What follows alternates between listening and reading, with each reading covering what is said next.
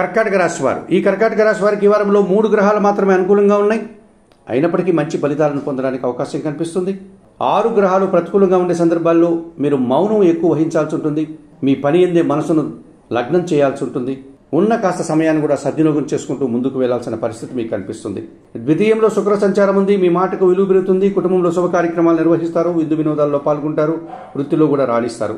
తృతీయంలో రవి సంచారం వల్ల మీ మాటల వల్ల అధికారులతో సత్సంబంధాలు ఏర్పడతాయి. అధికారుల అండదండలతో అభివృద్ధిని సాధిస్తారు. చతుర్థంలో బుధుడు సంచరిస్తున్నాడు. జన సహకారము, వ్యాపార అభివృద్ధి, ఆర్థిక అభివృద్ధి, బ్యాంకు లావాదేవీలు అనుకూలంగా ఉంటున్నాయి.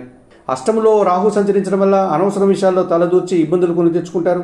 దుబారా ఖర్చులు, దుబారా ఆలోచనలు, విదేశీ వ్యవహారాలు ప్రతికూలంగా ఉన్నాయి. అష్టంలో చంద్ర సంచారం వల్ల అశాంతి, నిరాశ, కొన్ని కార్యక్రమాలు చేయడానికి ఆటంకాలు ఎదురవుతాయి. ఈ రాశి వారికి వారంలో బుధ, గురు, శుక్ర, శనివారాలు అనుకూలంగా ఉన్నాయి. దానాలు ఇచ్చేటువంటి క్రమంలో బియ్యం సోమవారం రోజు కుటుంబంలో పనిచేసే పని వారికి దానం చేయండి. స్తోత్రపారాయణ విషయంలో లలితా సహస్రనామ స్తోత్రం నిత్యం చదువుకోండి. ఆలయ సందర్శన కార్యక్రమంలో భాగంగా లలితాదేవిని సందర్శించి నమస్కరించుకోవడం వల్ల సంతోషంగా, ప్రశాంతంగా ఉంటారు.